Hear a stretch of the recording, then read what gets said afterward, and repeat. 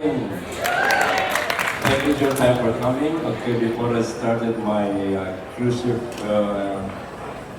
work, due to work in the Philippines in the five-star hotel, then I started also the cruise ship industry from the other company as well from 1990s. And then I joined the NCL 2001. I started the position of cook, chef de partie, and sous chef. Then become executive sous chef, then promoted to executive chef. I was also assigned from the other NCL ship. And been managing 240 chefs on board. I'm overall in charge with all the restaurants, galleys. Been in the company for 2001 till now, been 23 years. And it's still counting. Thank you very much. Thank you very much, Chef. Okay, let's move on to Senor Executive Housekeeper. Good morning, Senor. Good morning, everyone. As Paquito said, my name is Jose. I was in the operation family company cleaning the hotel spaces. That's including your staterooms, toilets, public areas, laundry operations, and crew facilities. I've been in the company for the longest, right? I think when I had here. Sometime, who been on the SS Norway? SS Norway was my first ship.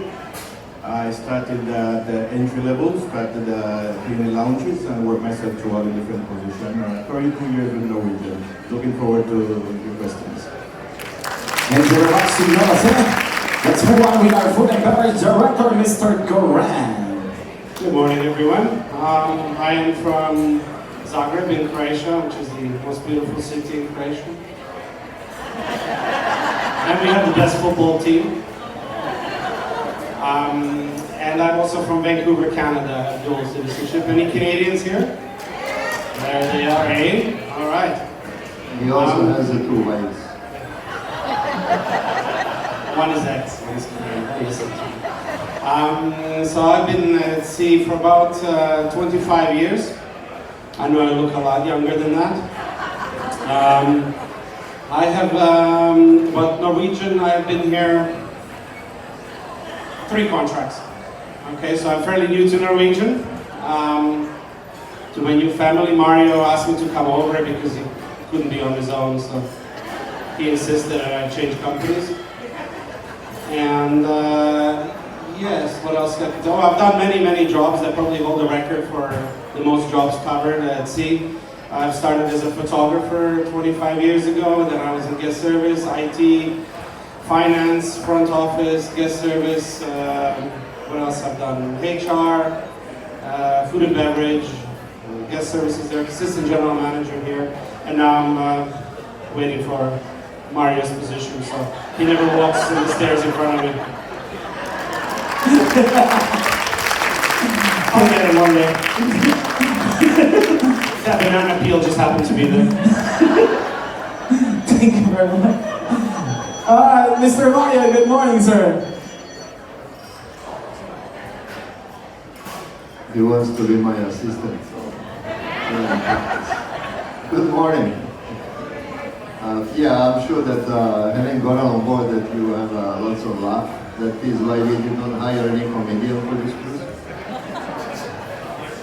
And from my side, I'm in the cruise industry around 30 years as well. Basically, 4 of us over 100 years, right? As the cruise ships. And Paquito, a few months as well, couple of years. 12 years, sir, 12 years. 12 years, right? So lots of experience here. As a kid, I already decided that I want to work in the industry where people are happy, people are smiling, and I wanted to be it was my great pleasure always to contribute to other people's happiness. It makes me happy too. I worked in hotels back home since I was 14. And then studied and went through all the educations, worked in hotels till early 90s, then I switched to the cruise industry. I worked in most of the cruise lines looking for the best one. So when I coincidentally was offered this job and I came to this company, I realized this company has the best of all other companies. Other companies are good, but there's always something missing from my expectation. So the NCL is the one that I will retire from, and it will take time. And I know what I want to be, and I know which position I want to be at, and I know which country I actually belong to, and so on. But welcome on board. You have a good team to take care of it. Thank you very much, Mr. Mario. Okay. So now, ladies and gentlemen, we're going to open the floor. If you have any question regarding the hotel operation, folks, maybe some of you might be having some technical or navigational question. Hold on to that question. We'll be having a separate talk for that. It will be on the final day of the cruise, October 11. It will be with the captain, the chief engineer, and as well the general manager. October 11, 11 a.m. It will be at the Getaway Theater. So put that on your schedule. So today we're just going to be talking about the hotel operation. All right, now if you have any question, we have Kat up on 7. If you guys have a question up there, just raise your hand. She's gonna approach you, and down here on deck 6, we'll be having Michi, one of your crew staff. Just raise your hand. She's gonna approach you, let us know your name, and shoot the question. Oh, no one wants to ask. Oh, right here, okay. We have one right here, Michi. Right My here. name's Lori Geisler from the U.S., Missouri. This is for the chef. Is there any type of food that you need to not offer that is worse with seasickness or anything? Do you avoid any type of food because of that? The only thing that we have to offer is just only the light food, which is just the depends on things like the soup and then some poultries. There is something that we have, but you need, if you have something new, that you need to approach the restaurant staff and the or the maitres that we can assist them with. What not to? It's a heavy food, which is usually something like creamy that you need to avoid. So for the seasickness, is something like light only. Yeah. Okay, thank you. Can I say something? Oh, yes, sir, sorry. You told me 10 minutes and you spoke for half an hour and you can talk. It's cruise directors, I don't blame you for that. From my experience in on the boats in general, the stomach part is reaction for the seasickness. The trigger is in our heads. If you manage to pull the brake in the head, there is no food that can actually prevent it. It's the stomach is the reaction because the brain got confused. How comes that my apartment is moving? And the other solution is just keep cruising all the time. You'll get used to it. And try to select the crossing cruises during the winter, the roughest weather. Trust me, you will laugh at the people who get seasick. Thank you very much. Okay. Anyone have a question? Again, up on 7, if you have any question up there, we'll be having cut. All right, we have a question right here in the front row. Yes, sir. Your name and where you from? David from England. So what's the biggest problem you have on a day-to-day basis? We don't have any. I mean, the biggest problem is, when I came on board, it was a challenge. But it's still a challenge, not the problem. To be honest, and I know it might sound like stuck up and so on, but after 100 years altogether in the cruise industry, that means we spent on board cruise ships. And working with thousands of people, not only guests, but people in general. We are handling 6,000 plus people on board who all want to have fun, enjoy, and be happy, and have their desires, expectations, and needs, and so on and so on. What we do, we just act upon whatever, and we look for the best solution. The problem itself is not a problem. We don't see it as a problem. And we change 4, 5, 6,000 people on 7 to 10 day basis. That's different demographics, different profile of the guests, different cultures, different countries, different languages, and so on and so on. Now, handling them every day throughout the day, you just learn to have a solution for everything. And then I want this. Well, sorry we don't have it. I'm glad you have it. Maybe we can get it next time. That's the solution. It's not the problem. Now, accepting it is the other thing, because everybody comes on board with certain expectations. And those expectations sometimes are not realistic, but we can do something alike and so on. If we talk about it. So the problem, I don't think I never encountered any problem that we were not able to resolve. Which means that we didn't see it as a problem. We just, something happened, we take care of it. End of story. Thank you very much, Mario. Okay, we have a question right there on the middle. Okay, we're gonna go first with you, ma'am, and we're gonna go next to you. Okay, yes, ma'am, your name and where you're from, please? Good morning, I'm Stephanie, also from the UK. This is the food and beverage.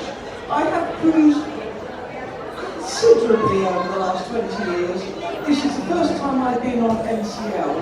It's the first ship that does not serve diet or slimline tonic. Now, I appreciate there's lots of different drinks, but you can't please everybody all the time. I don't like Coke very much. I don't want to drink Diet Coke, but I do like a slimline tonic with my gin to try and counteract the chef feeding me with all the food that is making me get extra fat. I do have a solution for you, of course. 28900. His best friend, he has 2 pillows in his room. One is for him and one is for his 289004. He's doing a call. And he is on this cruise, he is on duty 24/7. You know what happens if I don't answer the phone? It gets forwarded straight to him. Okay, all right, we have a question with this lovely lady right here. Yes, ma'am, your name, where are you from?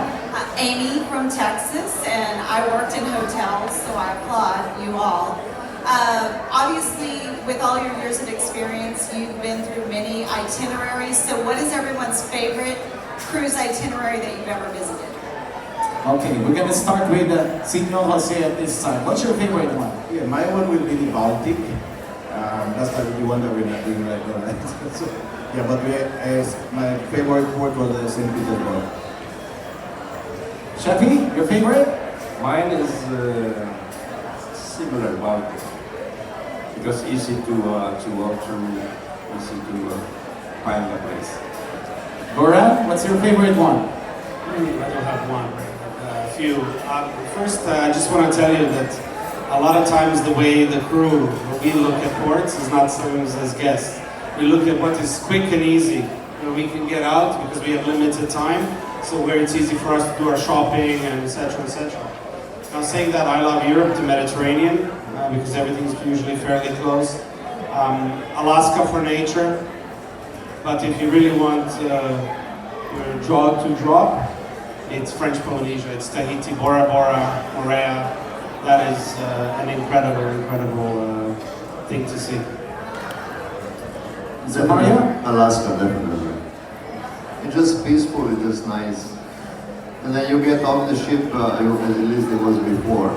The locals, they don't get up too early, and they walk around, they're calm, and they say good morning, how are you, as if they know you. I was impressed. I love Alaska.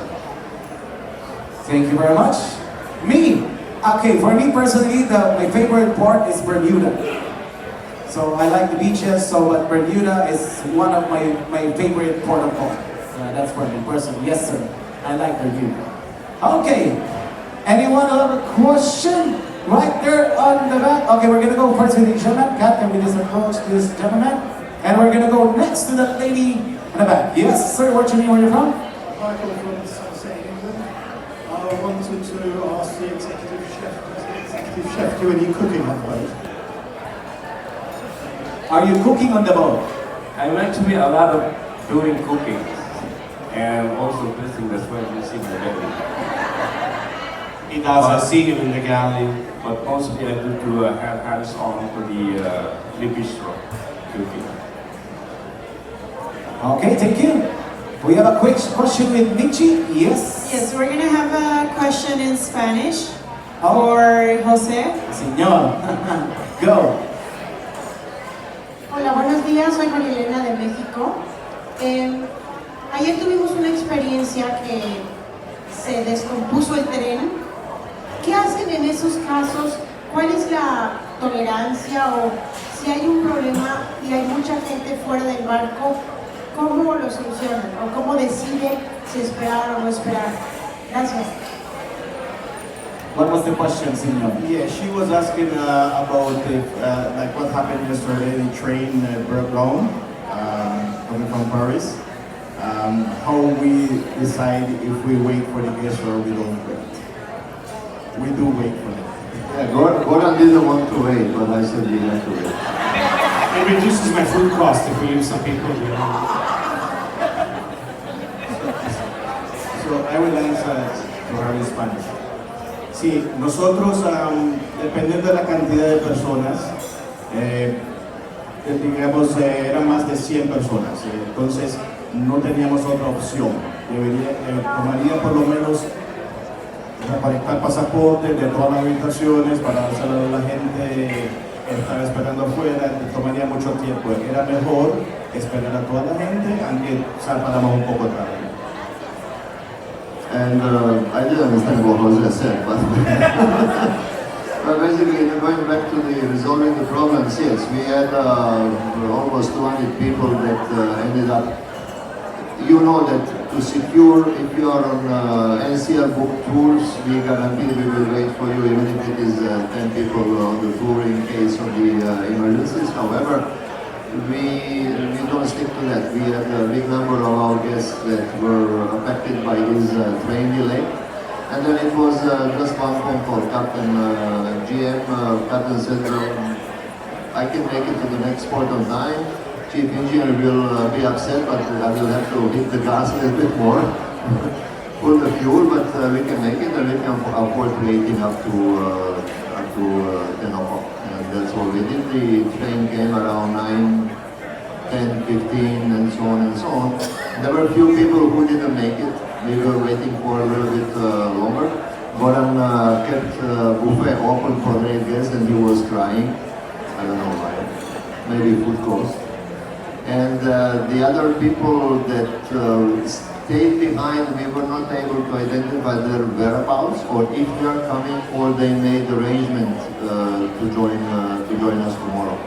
And then when we left, so we did leave a few people behind, but agent is staying behind in these cases and assisting the guests to repatriate the ship comfortably. So that's how we took it. Okay, thank you very much.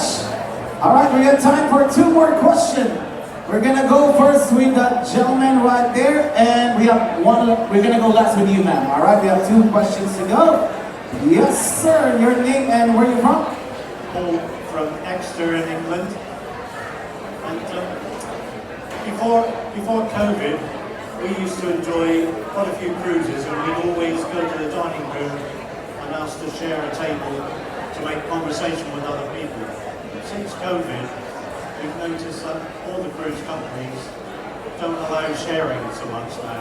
And especially on Norwegian, we've asked to share a table for an evening meal, but we always get put on a table just for two people.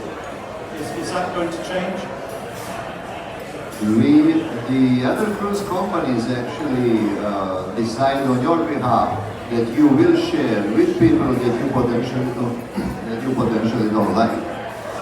Now, on this company, we have our freestyle and sitting, but very often, if there are people that would like to share their table, let's say usually singles and so on and so on, and then hostesses randomly, unless it is a family and so on, obviously, we are not going to offer them to share because there is no space. But if there are singles and so on, our hostesses, we are open to offer sharing table too. So in any of the restaurants, complimentary, yeah. Like the Tropicana, the Savor Taste, and so on and so on. You just check with the hostess. If there is nobody to share with you, they cannot commit to make somebody to share with you if you are single. However, if you let them know that you would like to share if somebody wants, if they find somebody, you might get company. Each night we've asked to share, and each night we just go on the table by ourselves. Because I'll come and see you afterwards. I'll make a note and I'll give you a call. Alright. Just don't go anywhere. We will come here. Okay, thank you. We're going to go with our last question right here. Yes, ma'am, your name and where you're from? Hi, I'm Susan from the States, and I noticed on the many different NCL cruises that I've taken that certain foodstuffs, such as English tea, by the end of the cruise or toward the end, they are no longer available. Do you do a reload of certain foodstuffs as they go down? Or do you just take in what is originally loaded and that's it? Especially if there's a long cruise that goes on previous on the same ship. So unlike in US ports, in Europe, I mean, there is more of a challenge. You get certain items. We sometimes have food chasing us around different ports. So yes, but we will try to do a loading. If we run out of items, we sometimes source locally. We ask agents for help. Sometimes you simply cannot find things. We had an issue with ice cream at some point, so they were chasing us around for 2 weeks until we managed to finally get it. Because of customs issues and all sorts of things, so transport. So Europe is more challenging simply because it's not geared towards cruise lines as much as US is. Most of the meat and everything comes from US, from the containers, which we order 3 months in advance. And then the rest, like vegetables, fruits, and etc., that's all locally purchased, and a few other items. And then if we run out of something, or we're running out of something, we will order locally.